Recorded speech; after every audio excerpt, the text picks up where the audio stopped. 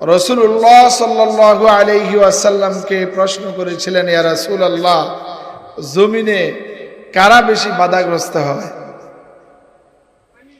আল্লাহর নবী জবাব দিয়েছেন, এক নম্বরে নবীগণ, এক নম্বরে, তারপরে নবীদের অনুসারীগণ সাহাবীগণ, তারপরে তাদের অনুসারীগণ, তারপরে তাদের অনুসারীগণ। এক কথায় যারাই দ্বীনের হকের দাওয়াত দিয়েছেন তারাই প্রতিবন্ধকতার শিকার হয়েছেন, ঠিক না ঠিক?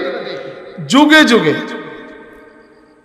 রাসূলুল্লাহ সাল্লাল্লাহু আলাইহি সাল্লামের পূর্বে অসংখ্য অগণিত নবী আল্লাহর এই জমিনে লা ইলাহা ইল্লাল্লাহ, আল্লাহ ছাড়া আর কারো হুকুম মানব না, আসো একমাত্র আমাদের রব, তোমাদের রব, যিনি আমাদের রাজ্জাক, যিনি আমাদের খালিক, তার ইবাদত করে। সুবহানাল্লাহ।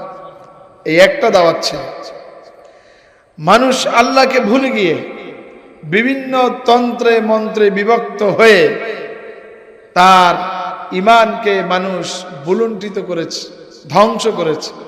আর নবীগণ সেখানে এসে কালিমার দাওয়াত দিয়ে, ঈমানের দাওয়াত দিয়ে, ইসলাম শিখিয়ে মানুষদেরকে মুসলমান বানিয়েছে। সুবহানাল্লাহ বলতেন না? মানুষ খারাপ কাজ করতে করতে জাহান্নামের দ্বার প্রান্তে পৌঁছে গিয়েছিল।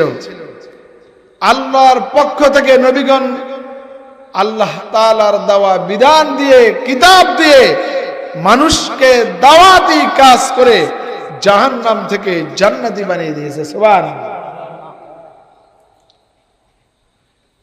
সেই দাওয়াতের উপর দিয়ে একটি কথা বলার জন্য বসেছি। আজকে দাওয়াত ও তাবলীগ তথা দ্বীনে হকের দাওয়াতের কাজ না থাকার কারণে, কম হওয়ার কারণে মুসলমানের সন্তান, নাম মুসলমান, চেহারা মুসলমানের, মুখে দাড়ি আছে, মাথায় টুপি আছে, গায়ে পাঞ্জাবি আছে, এরপরও মিথ্যা বলে, আছে না নাই? এরপরও সুদ ঘুষের সাথে জড়িত, আছে না নাই? এরপরও নামাজ ছেড়ে দিয়ে মাঠে ঘাটে দোকানে বসে থাকে, আছে না নাই?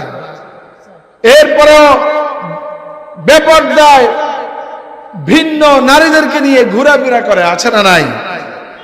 আজকে মুসলমানের সন্তান ধর্ষণের মতো জঘন্যতম অপরাধ করতেছে শুধুমাত্র, কেবলমাত্র, একমাত্র দ্বীনে দাওয়াতে হক না থাকার কারণে, ঠিক না? ঠিক।